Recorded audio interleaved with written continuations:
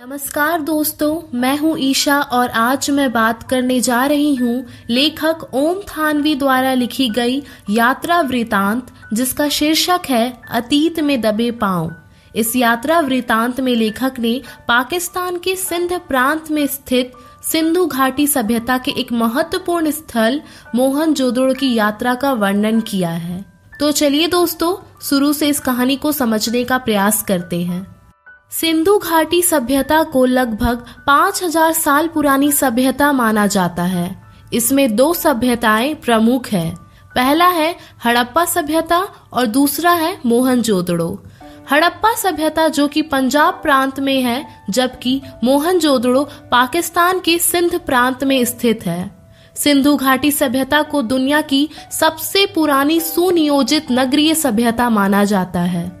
हड़प्पा में rail line बिछने की वजह से ज्यादा खुदाई तो नहीं हो पाई, लेकिन मोहनजोदड़ो में बहुत दूर तक खुदाई की गई।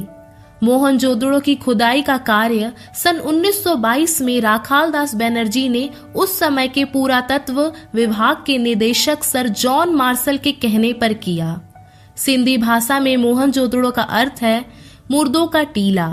दरअसल मोहनजोदड़ो सिंधु घाटी सभ्यता का सबसे बड़ा शहर था, जो कि करीब 125 हेक्टेयर के क्षेत्र में फैला हुआ था, और ऐसा माना जाता है कि किसी समय में मोहनजोदड़ो सिंधु घाटी सभ्यता की राजधानी रही होगी। जब लेखक मोहनजोदड़ो घूमने गए तो वहां उन्हें ऐसा महसूस हुआ जैसे कि वे 5000 साल पहले की सभ्यता में पहुंच गए हैं। फिर लेखक आगे कहते हैं कि ताम्रकालीन शहरों का सबसे बड़ा शहर अपनी बड़ी बड़ी गलियों और इमारतों के बल पर आज के महानगरों को भी पराजित कर हुआ नजर आता है।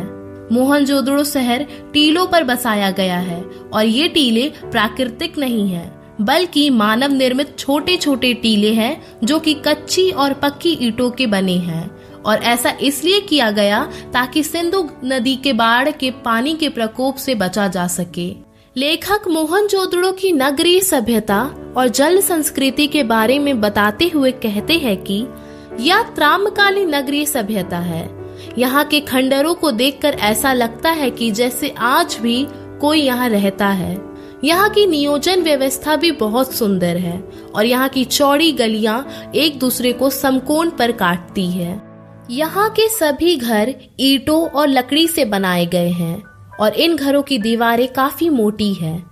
हो सकता है कि 2 मंजिला घर बनाने के लिए ऐसा किया गया हो। और यहाँ के घरों के दरवाजे मुख्य सड़क की ओर ना खुलकर पीछे की तरफ खुलते हैं। मुख्य सड़क पर बैलगाड़ियां चला करती थी, और संयोगवश चंडीगढ़ शहर भी इसी तर्ज पर बना हुआ है। यहाँ पर इंसानी जरूरत का हर वह सामान मौजूद है जो कि किसी भी सभ्यता के लिए आवश्यक है, लेकिन सारी वस्तुएं बहुत छोटे छोटे आकार में हैं। पूर्व दिशा में अमीरों की बस्ती बनी हुई है, जिसपे बड़े बड़े घर, चौड़ी सड़कें और बहुत सारे कुएं भी है, जबकि आधुनिक युग में अमीरों की बस्ती पश्चिम दिशा में मानी जाती है। लेकिन मोहनजोदड़ो में ठीक इसका उल्टा है। मोहनजोदड़ो के लोग अपने सभी कार्य आपसी तालमेल से करते थे। लेखक के अनुसार यहाँ के लोग व्यापार करते थे, और इन्हीं लोगों ने दुनिया को उन्नत खेती करना सिखाया था।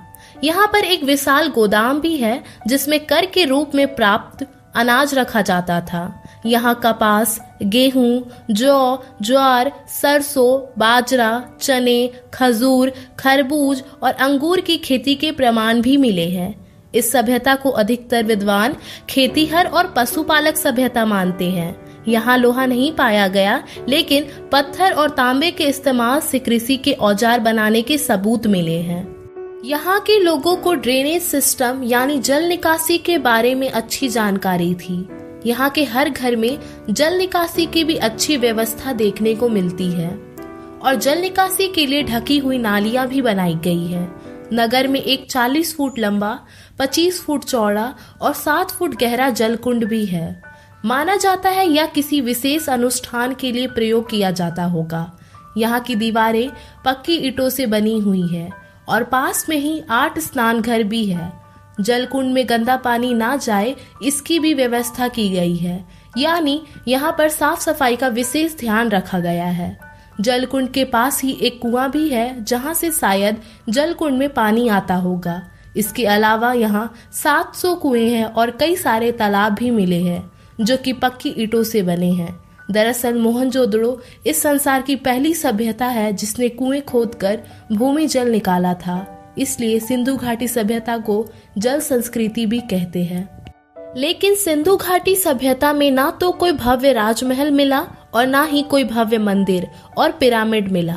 इस संस्कृति की खास बात यह थी कि यहाँ पर किसी तरह की कोई दिखावा नहीं दिखाई देता है।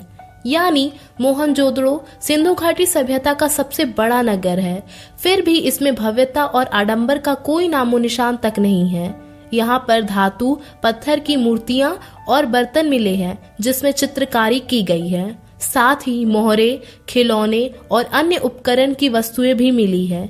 यहाँ पर एक नर्तकी की मूर्ति भी मिली है जो कि नई दिल्ली में स्थित राष्ट्रीय संग्रहालय में रखी हुई है। दरअसल यहाँ पर मिली 50,000 से अधिक चीजों को दुनिया के अलग अलग संग्रहालयों में रखी गई है।